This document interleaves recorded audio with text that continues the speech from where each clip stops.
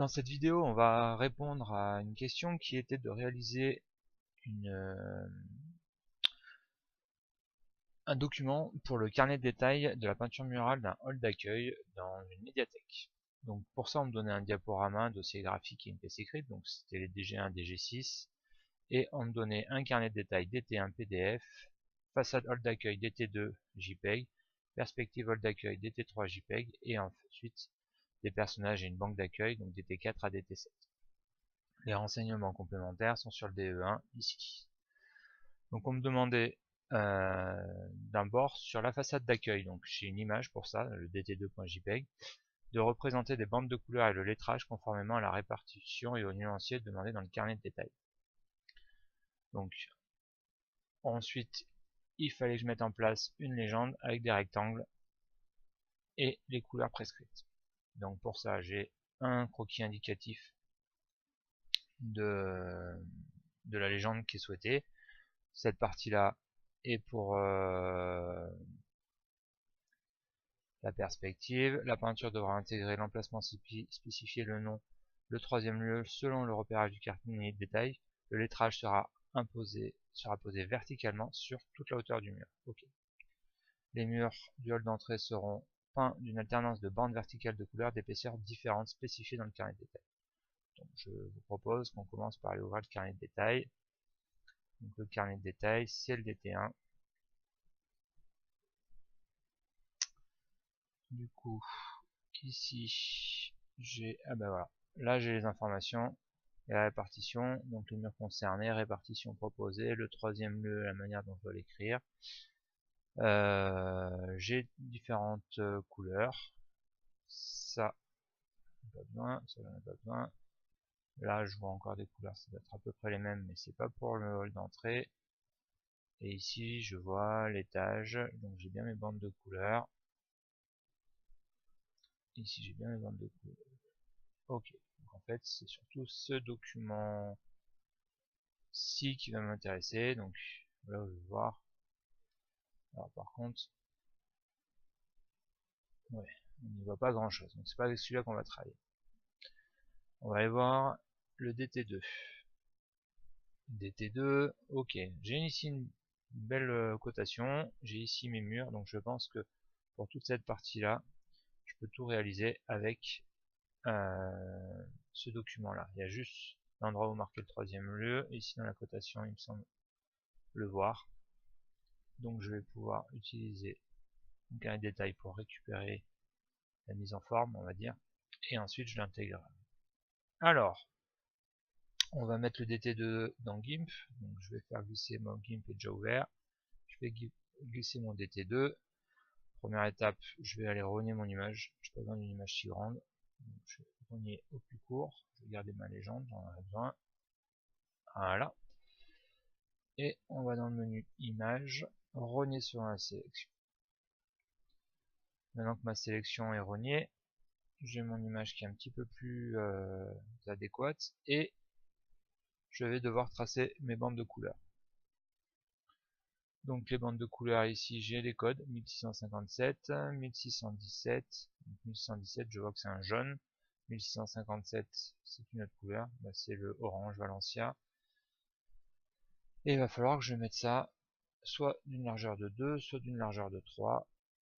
Donc il va falloir trouver une technique. Je vous propose déjà d'aller travailler sur un nouveau calque. Donc je vais demander à GIMP de me faire un nouveau calque.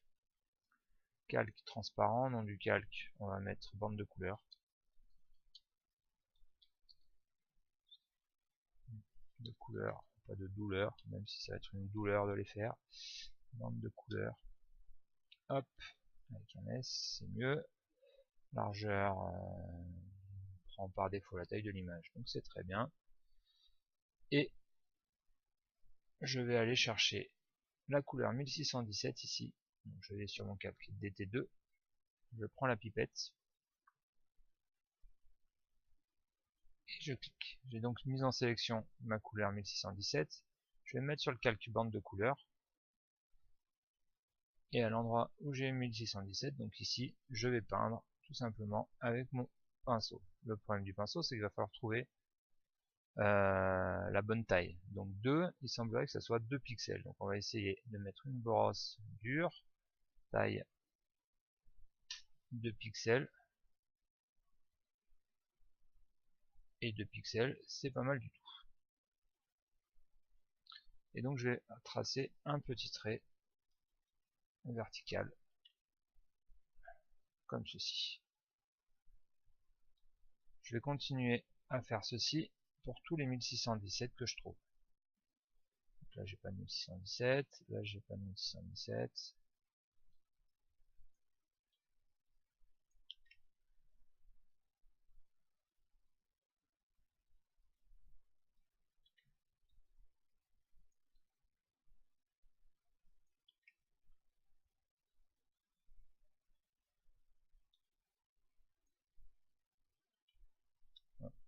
Tout à côté. Attention, j'ai changé de brosse, ça arrive. Et je vais répéter l'opération à chaque fois que je vois 1617. Et on va faire ceci avec chacune des couleurs.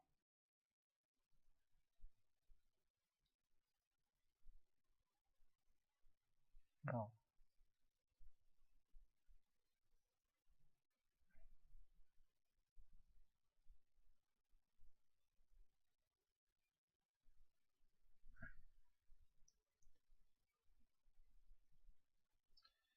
j'ai pas été malin parce que j'ai des 1617 ici à 3. Donc 1617 à 3, j'ai pas envie de changer ma taille de brosse à chaque fois. Donc je vais plutôt le supprimer. Je vous dirai comment on fait. On fait que les 1617 à 2. Donc on va vérifier qu'on n'a pas fait de 1617 à 3. C'est celui-là. Hop, il est à 3. On le supprime. On va faire du 1617 que les 1617 de 2. Bon, on va même, vous savez quoi? On va même faire tous les traits de 2. Ça sera même encore plus intelligent. Donc je vais faire un trait ici de 2. Je suis bien sur bande de couleur, oui. Je vais pas tracer. Ah, parce que j'ai une sélection certainement. Donc CTRL majuscule A, j'enlève ma sélection. Voilà. Donc vous allez faire tous vos petits traits de 2. Une fois que vous avez fait, on va repartir du début du coup. Donc ça c'est un trait de 2.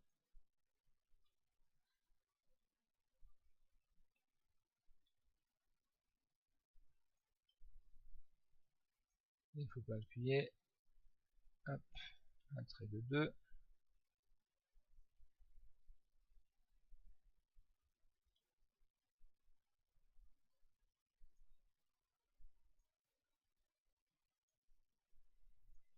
On continue, on fait tous les petits traits de taille 2. Avec la couleur 1617, on s'en occupe pas. On commence d'abord par mettre en place en fait les dimensions.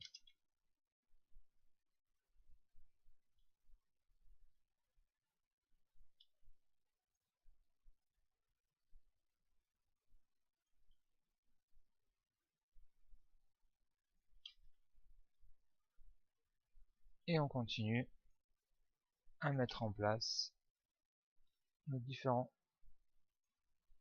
traits de 2.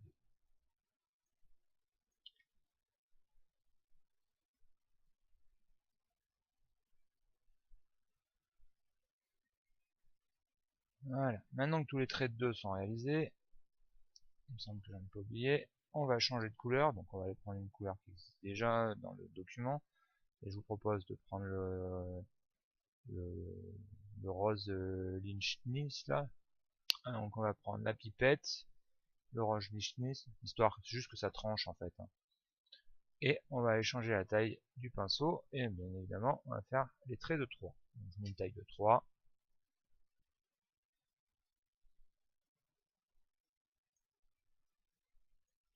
3 pixels.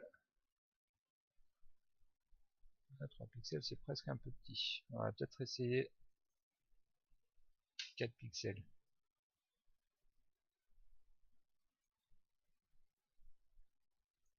C'est mieux. Et vous allez faire un petit trait. Je me suis perdu. Un petit trait à chaque fois.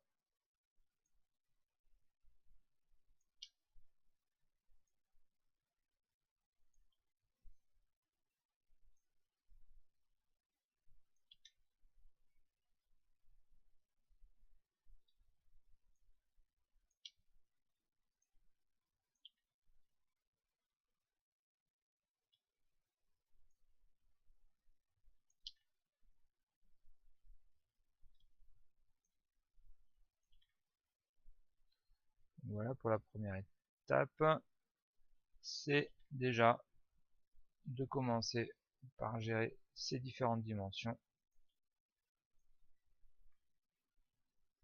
Des fois on les met un petit peu à côté là comme dans la vidéo, c'est pas bien grave.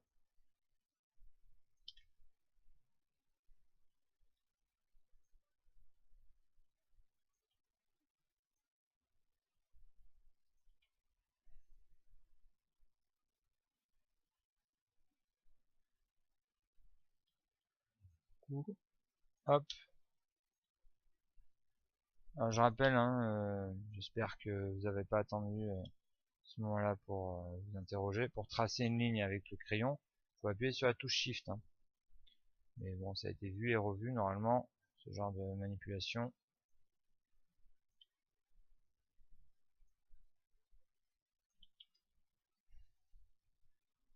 Alors ça, il n'est pas droit celui-là, ça me pose problème. Voilà.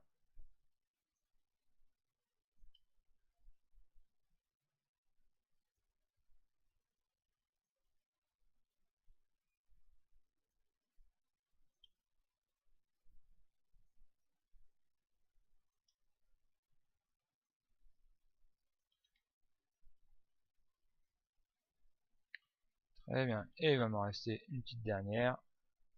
Donc on va aller chercher encore une autre couleur. Bon, on va le mettre directement la bonne couleur hein, pour le 5. Il est tout seul. Il est où le 5?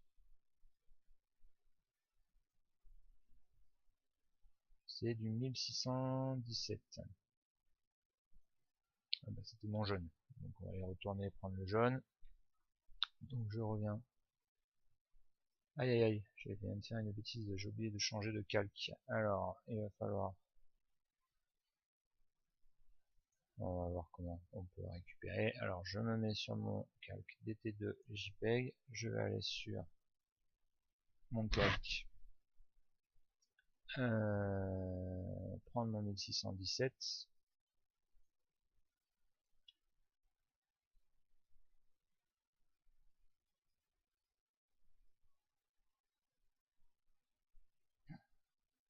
Je vais me mettre sur le bon calque ce coup-ci. Et je vais reprendre le pinceau. On va aller regarder quelle taille il faut mettre pour du 5. 5. Donc là clairement je suis trop petit. J'en rajouterai bien. Je doublerai bien à 8. Ça donne quoi ça? Eh ben c'est parfait. Voilà. Alors ce que j'ai fait c'est que j'ai mis tous les traits rose Vinci's là sur le mauvais calque. Je les ai mis sur DT2. Donc ce qu'on va faire c'est qu'on va faire une sélection par plage de couleurs. On va sélectionner toutes ces couleurs là. Ces couleurs là, moi ce que je veux c'est remettre l'image par défaut, mais je vais surtout mettre ça sur mes bandes de couleurs. Donc ce qu'on va faire, c'est que je vais faire CTRL C, donc copier. Je vais faire CTRL V, et je me retrouve sur une sélection flottante. Je vais afficher ceci, et masquer ceci. Et vous voyez, ça masque ma sélection flottante. Donc ce que je vais faire, c'est que je vais demander un nouveau calque. Du coup, sur mon nouveau calque, j'ai bien mes traits orange, et sur là j'ai ma bande de couleurs. Maintenant je vais fusionner les calques visibles, étendus autant que nécessaire. Hop. Du coup j'ai bien maintenant toutes mes bandes de couleurs qui sont sur le même. Le seul problème c'est que j'ai détérioré mon image d'origine. Donc mon image d'origine, je vais la mettre à la poubelle, et je vais en réimporter une. J'aurai d'ailleurs le carré pour me recaler. Donc je remets mon image d'origine ici. Hop. Je la fais glisser. Elle n'est pas du tout à sa place, bien évidemment. On va mettre les bandes de couleurs au-dessus. Et puis maintenant,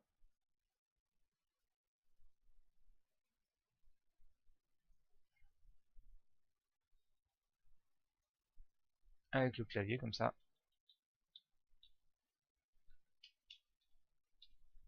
Hop, normalement, les bandes de couleurs sont ici revenues à sa place.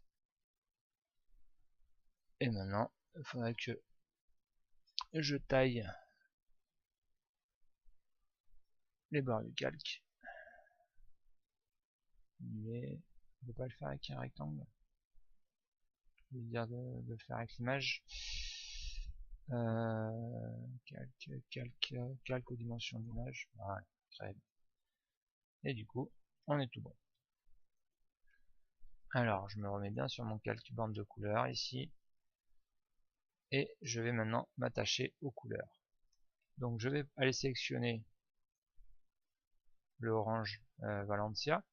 Je vais prendre donc la pipette plutôt, pardon, ici. Je vais prendre mon pot de peinture et je vais me mettre sur mon calque bande de couleurs. Donc à chaque fois que je vois le 1657, je vais aller recolorier le trait. Je suis en mode remplissage avec la couleur premier plan, donc très bien, et remplir les couleurs similaires, donc ça va me remplir l'intégralité de mon trait. Donc j'ai juste à me concentrer sur le 1657. Le 1657, j'en ai un ici, je peins. 1657, j'en ai un ici. Et je vais faire ceci tout au long. J'en ai un ici.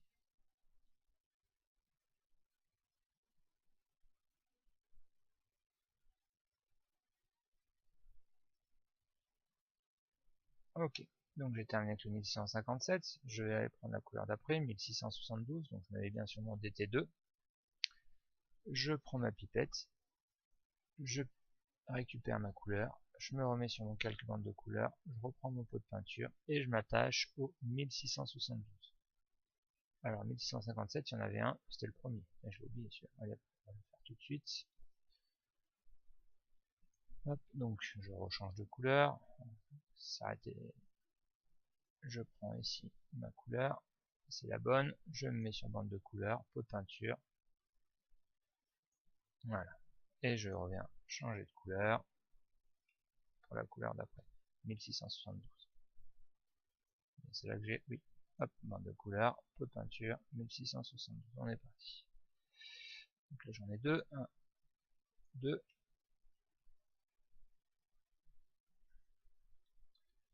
1672 là.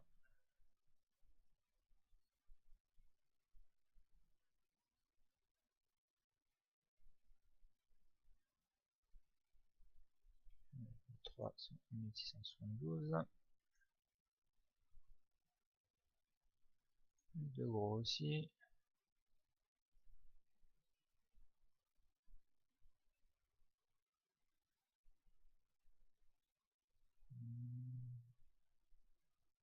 On a terminé avec les 1672. On passe à la couleur d'après, 1682. Toujours pareil, on change de calque, on vient récupérer la couleur, on se remet sur bande de couleur, on reprend le pot de peinture et on s'attache au 1682. 1682, j'en ai un là. Hop. 1682, un là. 1682, un là. 1682, là et là.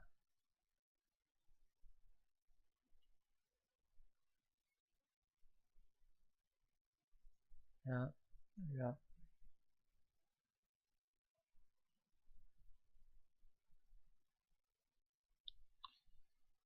1800, 1800, ok. On verra la couleur d'après. 1819. Bah, c'est sûr qu'on a déjà fait le rose tac, donc on va passer directement en 1827. Pas la peine de le faire, ils sont déjà tous de cette couleur là.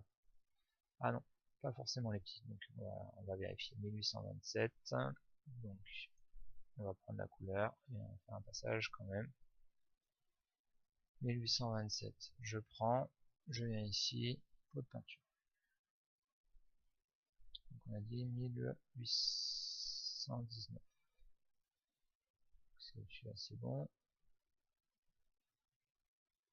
1819, hop, oui, celui-là, il fallait le faire.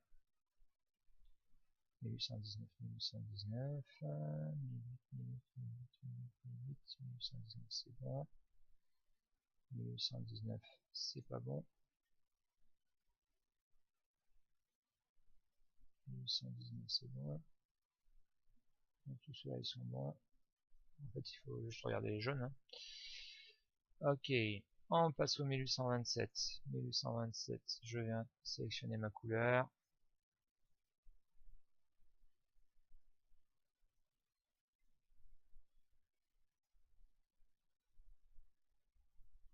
je me prends sur bande de couleurs, et je fais tous les 1827.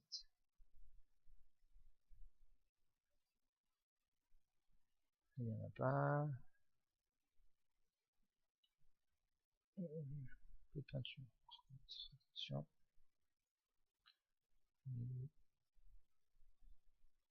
Non, c'est en 1682 ce que je fais.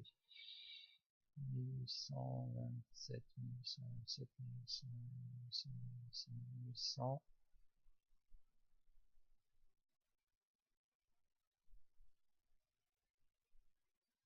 Là, j'en ai un. Ok, j'en ai un. J'en ai un. On va rester concentré à la fin. Et il va me rester la dernière couleur à faire. Le gris Pékin. Donc je viens prendre un coup de pipette, un coup de change de calque, le pot de peinture et 2134. Alors on a un peu vu beaucoup, c'est des 2134. 2000.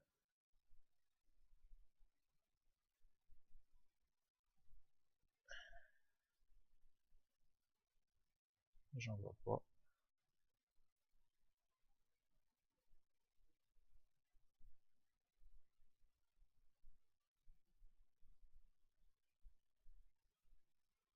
Et mais il doit pas être utilisé celui-là.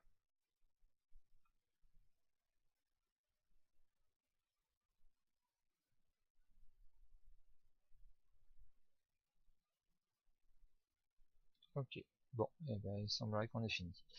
Alors maintenant vous me dites oui, c'est bien beau, moi ce que je voulais c'était colorier l'intégralité de la bande. Donc qu'est-ce qu'on va faire? C'est que notre calque ici, bande de couleurs, on va d'abord le rogner. Alors le rogner pourquoi? Bah, parce que je veux récupérer uniquement ici un calque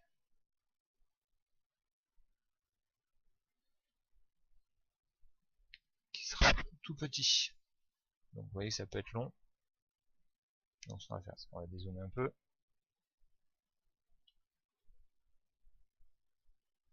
Ça ira plus vite déjà. Et on va aller ici à la fin, et normalement, je récupère un calque,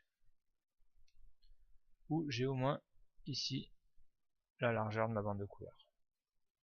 Et donc je vais aller dans le menu calque, et je vais lui demander de rogner selon la sélection. Maintenant que j'ai rogné mon calque, j'annule ma sélection, CTRL majuscule A, et je vais venir demander à GIMP de me faire une échelle de mon calque.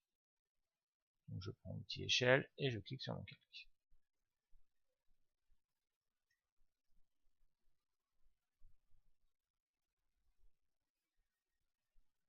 Alors, GIMP a un peu du mal, c'est normal.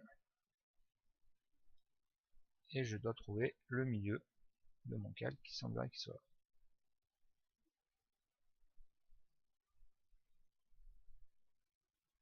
Et je vais agrandir mon calque comme ceci.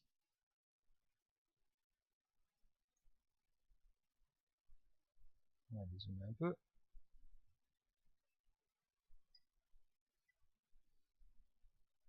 Un peu plus.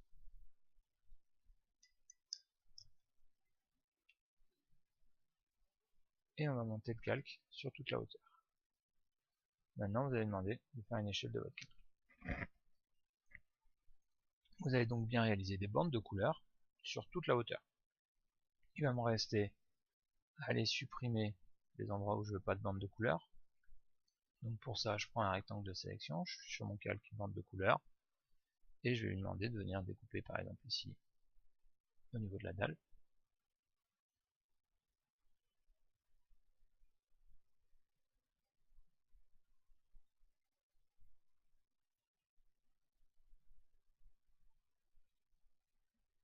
Peut-être pas aller ici haut, on fait en deux parties.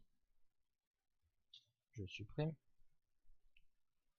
Je vais refaire une deuxième partie ici au niveau de la chape.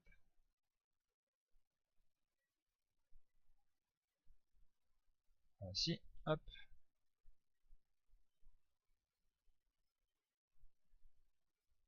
On va faire la même chose de ce côté.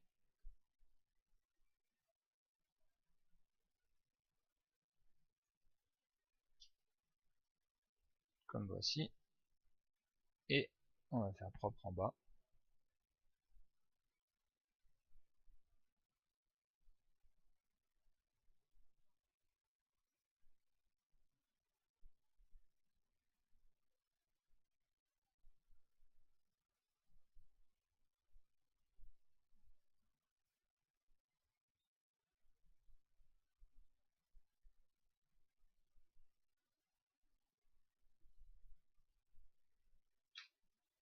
Comme voici.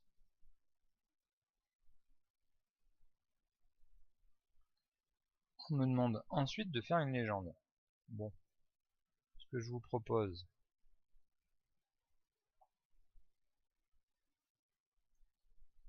c'est tout simplement de réutiliser nos bandes.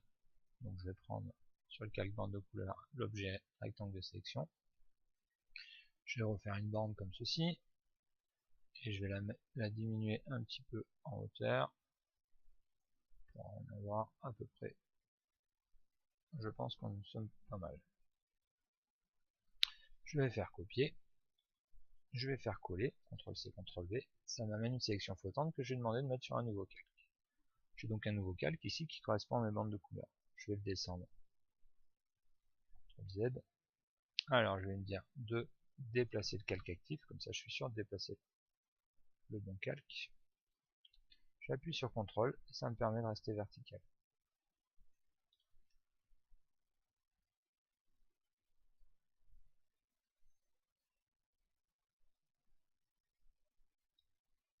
Je vais demander ce calque qui se multiplie afin qu'on voie encore le code couleur.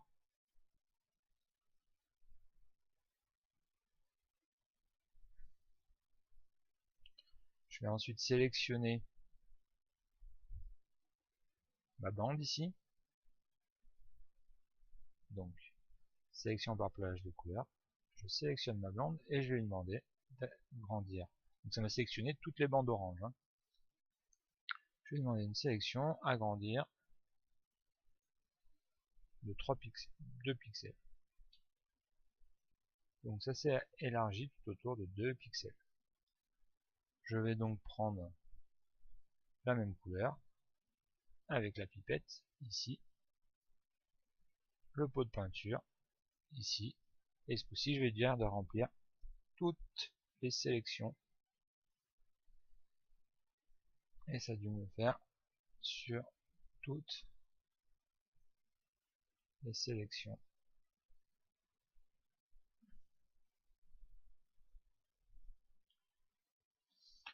Et je vais faire la même chose avec mon jaune. Donc je prends ma plage de couleur ici, sélection agrandir 2 pixels, remplir peinture, toutes les sélections. Alors pardon, avant que j'aille chercher la bonne couleur, pipette, voilà, hop, et remplir toute la sélection.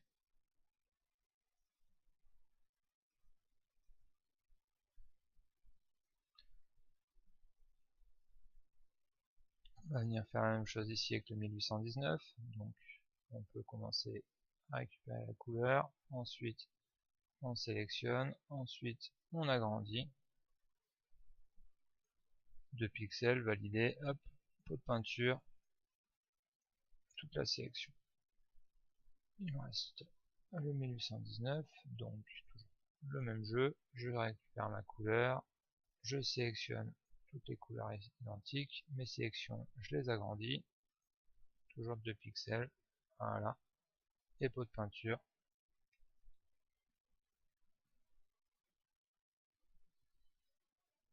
Ici, cela n'a pas encore été fait, donc on va les faire. Du coup, je reprends. On va chercher la forme, on prend la couleur, on agrandit de 2 pixels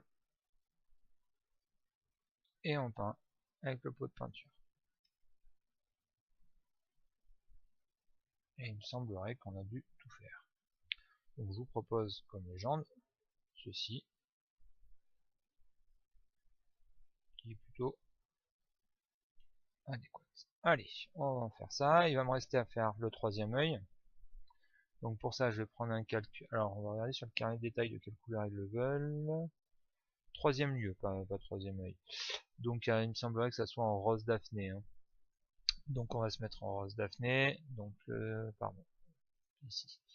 Le rose Daphné, je vais le chercher, je vais sur DT2, je prends ma couleur ici avec la pipette plutôt, rose Daphné, et je prends mon calque de texte. Je vais donc réaliser un texte, et je vais écrire avec police 100, on va voir ce que ça donne, le c'est là. C'est pas en majuscule, c'est en minuscule.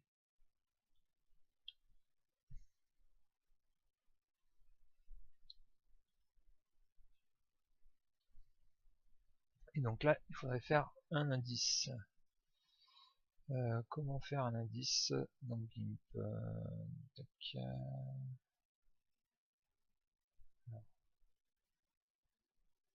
Je peux l'écrire en 2 fois, mais il me semble que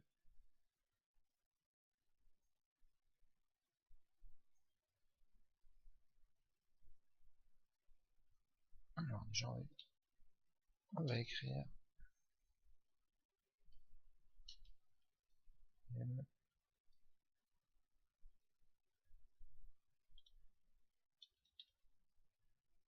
Il n'y a pas de majuscule à lieu. Troisième lieu. On va ensuite sélectionner tout ça, on va l'agrandir déjà. La police ne va pas, donc on va proposer aller voir avec Taoma peut-être. Ça ressemblera plus. Ça ressemble plus. Ensuite, il va falloir grossir encore. On va se mettre à 100. De toute façon, on pourra le changer après. Et là, on va se mettre en plus petit.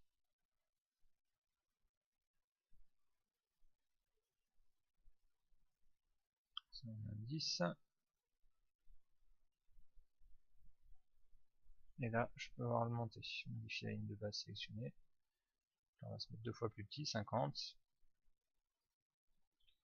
Et on va le monter à 50. On va réduire un peu notre zone ici, pas peine d'avoir un calque trop grand. Troisième lieu, très bien. Prendre l'outil qui me permet de maintenant tourner mon calque.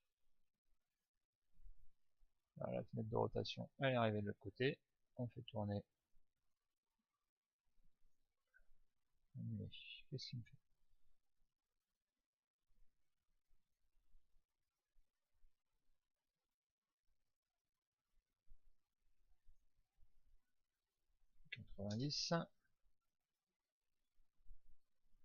Voilà, on va reprendre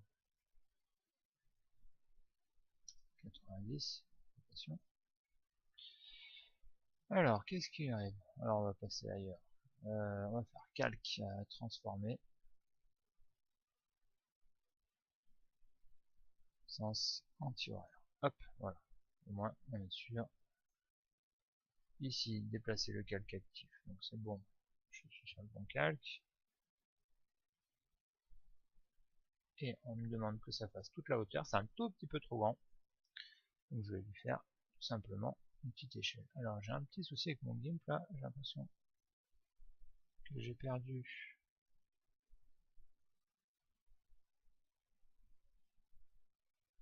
les aides tout à l'heure. Alors, comment lui faire?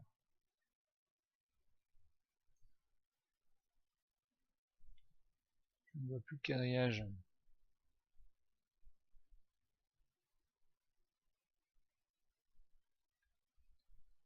Calque, transformer.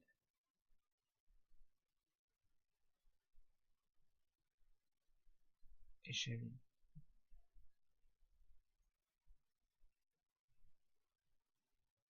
Je vais le faire comme ça en lui mettant 430 de manière très aléatoire.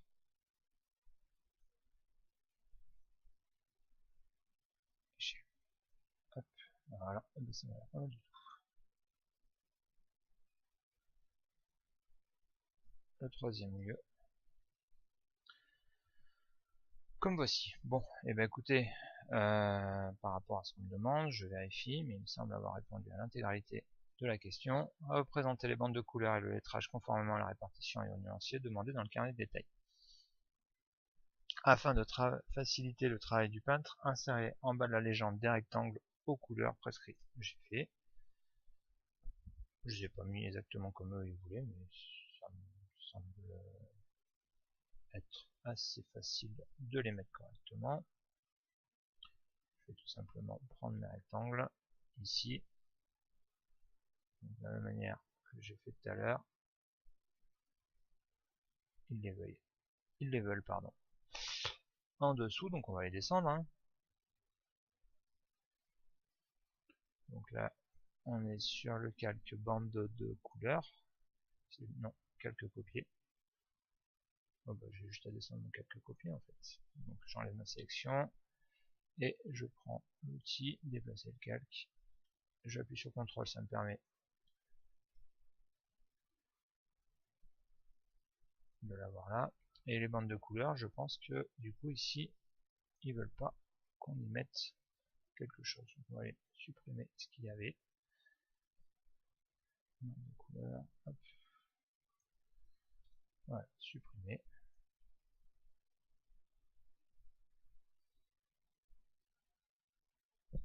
Et j'ai maintenant répondu aux questions. Alors, première partie, on va sauvegarder ce travail là, donc fichier enregistré sous. Garder un format GIMP, hein, je vais le positionner sur mon bureau. On va l'appeler façade. Enregistre. Et on va attaquer le deuxième travail, donc fichier ouvrir. Deuxième travail, c'est à partir